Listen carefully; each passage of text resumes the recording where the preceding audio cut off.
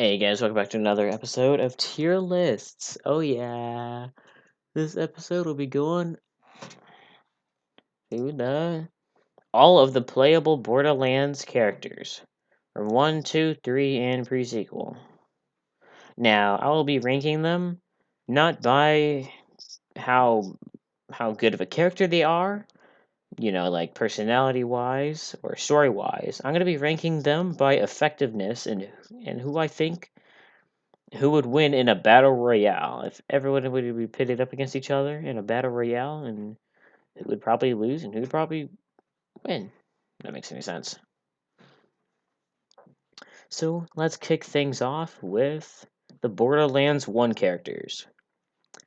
Now the Borderlands 1 characters were confirmed to be weaker than the Borderlands 2 characters.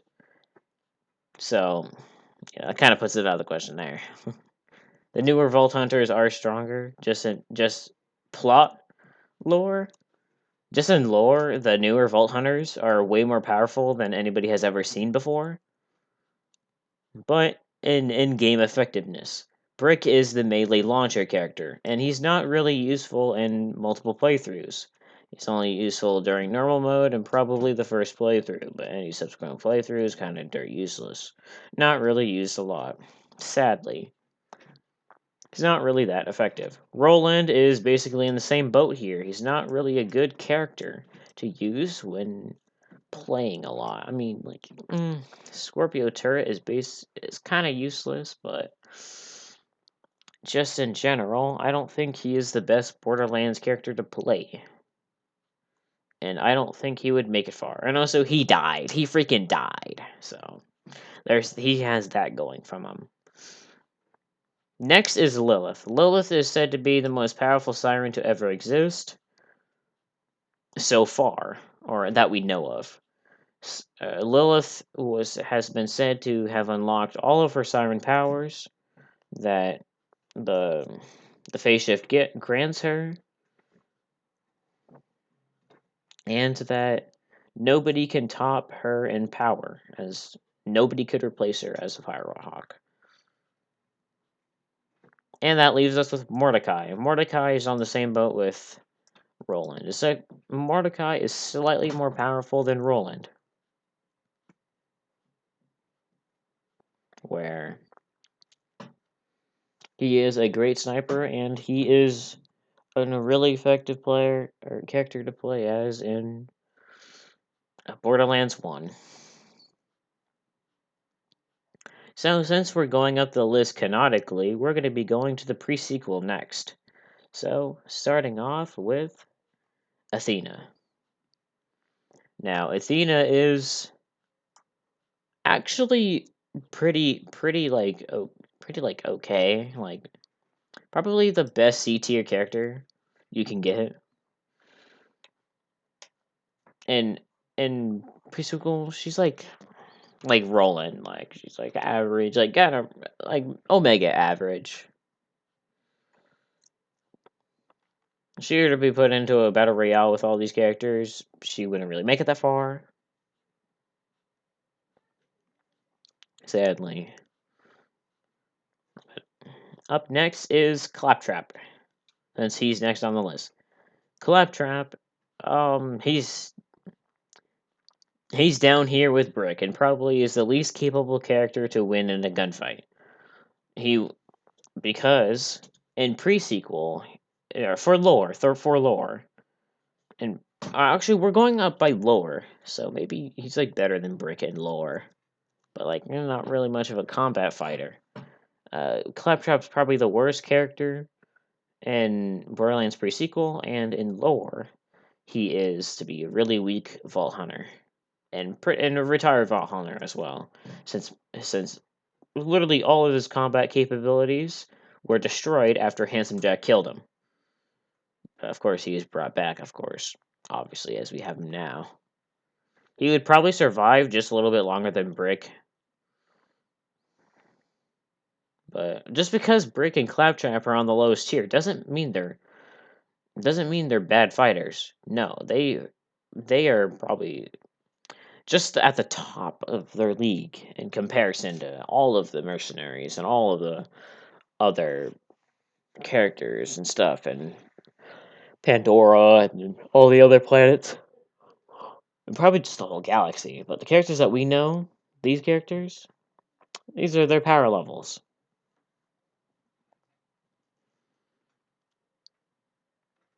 I'm really sad to put Brick down here, but he's just gameplay wise, he's not that strong. Gameplay wise, he's not that strong. Sadly. So we have Timothy.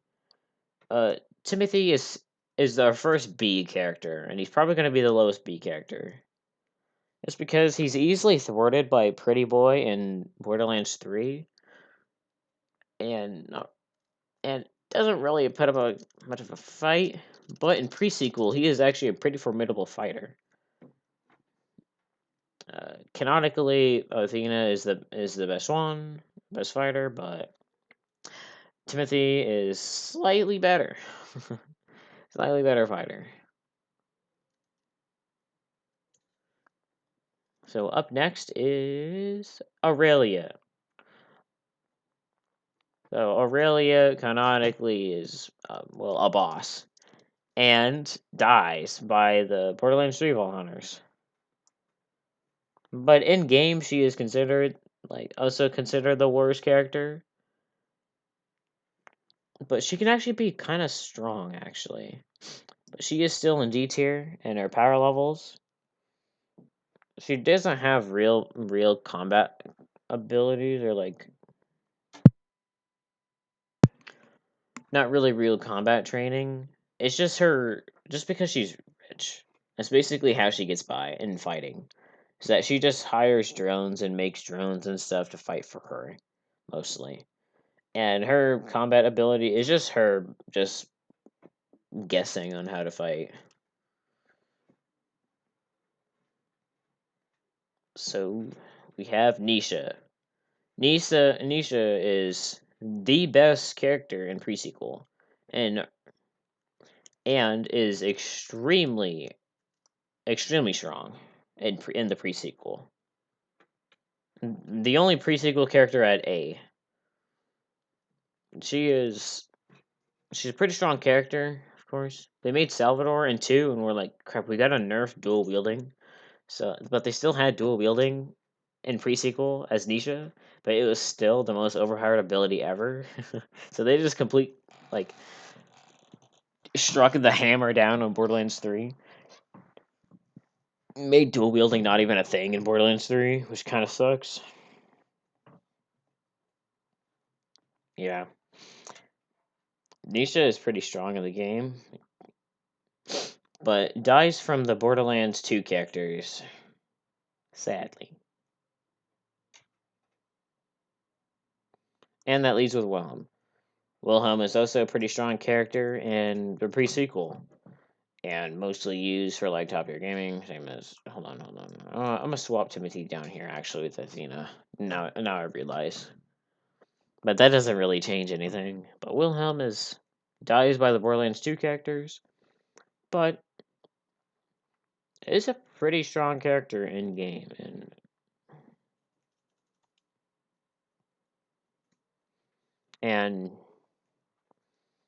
isn't that bad? Isn't that bad? Isn't that bad?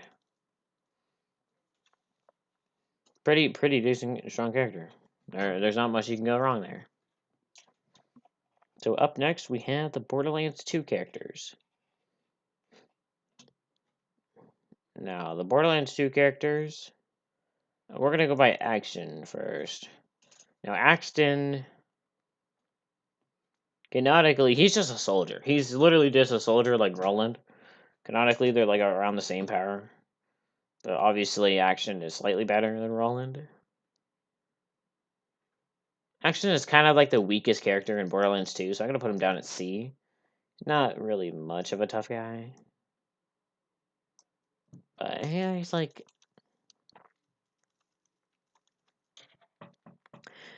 he's just a soldier. Same as Roland. There's nothing really special about him. It's just that because he gets hardcore carried by his turrets, and he's not really that effective in Borderlands 2, like OP8 and OP10 back in the days, Wasn't really that strong to get enough levels, and it was actually really difficult to use action. But it still makes him work. He's the worst character in Borderlands 2. Now Gage. She's actually extremely strong, and compared to like in Borderlands 2, she's actually kind of a top. She's like kind of like a middle tier character actually, but she is actually pretty strong. I'm gonna shift her down to B, just because she's like middle tier. Kind of rolling wrong with action. Kind of weak sauce. Kind of weak sauce. But they are still really strong Borderlands 2 characters. Next up is Krieg. He's literally just a psycho, but he is the second best character in Borderlands 2. I'm gonna put him at A because lore wise, he's just a he's just a badass psycho.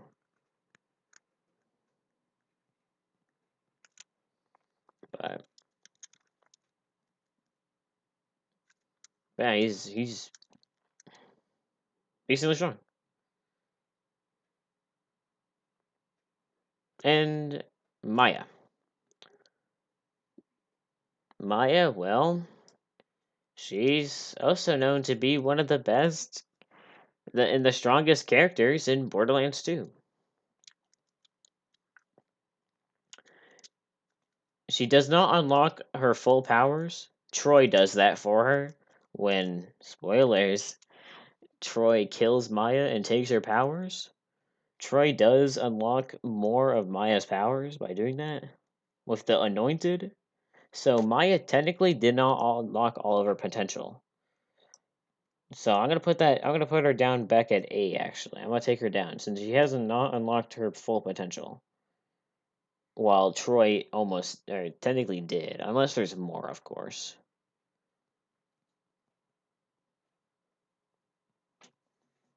And she did have to use Iridium to open up a vault door. So her phase locking ability is kind of weak lore wise, but gameplay wise, she's actually really strong. If I was only going by lore power level, I would put her like way down here. But Salvador S. He is the best character in Borderlands 2.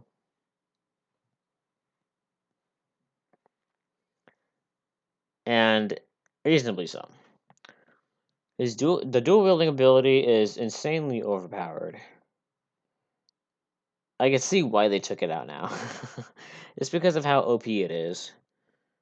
You can easily get to level 80 OP 10, clear the Dark Peak, and beat story without even breaking a sweat, because just Salvador is just so easy to play. So yeah, and also our good boy Zero.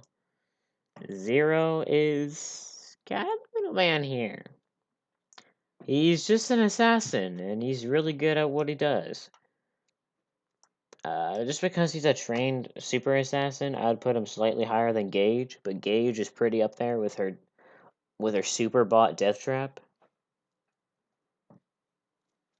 But other than that, like Zero hasn't really showed off like any special feats, and also he's not really that strong if you really think about it.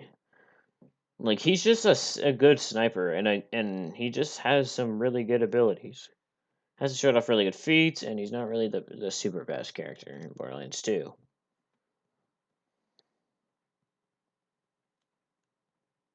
So, Borderlands 3 characters. Borderlands 3 characters are canonically the strongest Vault Hunters the universe have ever seen. So, obviously, I should put all of these characters at S. And I would. I would too, going by lore. But if we're just going to go by the Borderlands 3 power levels, we're going to be. Still going to put them up pretty high. So, Zane. Zane, I would put an A. Zane is basically male Nisha. If Nisha was just some assassin like Zero.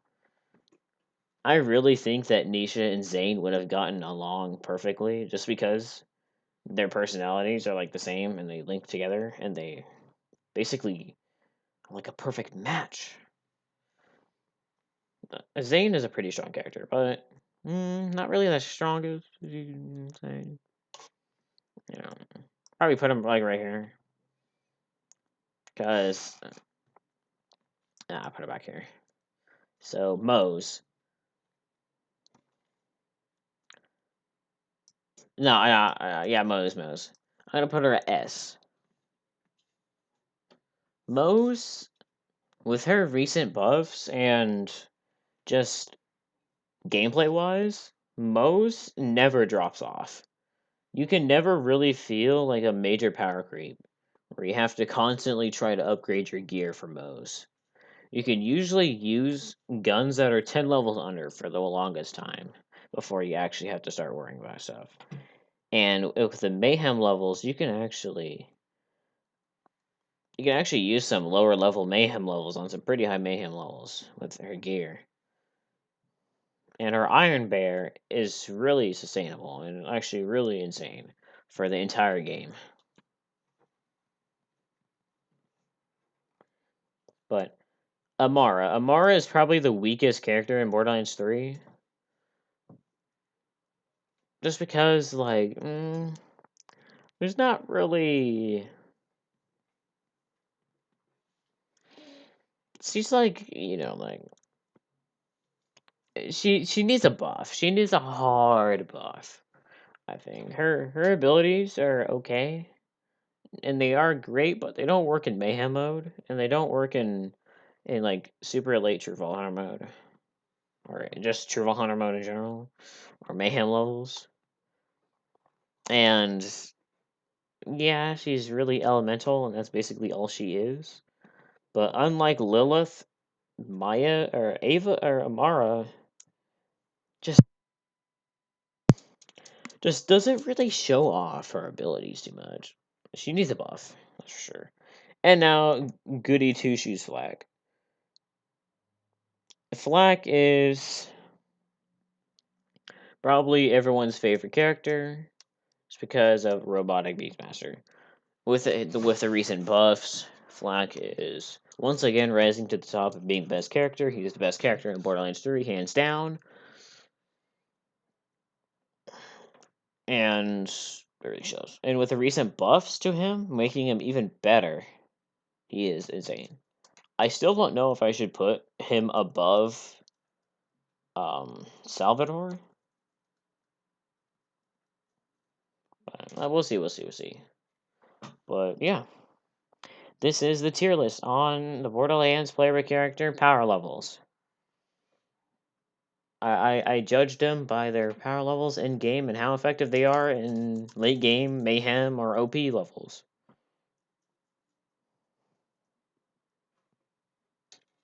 Yeah, hopefully you enjoy this video, and yeah, please check out more of mine. Thank you so much, and goodbye.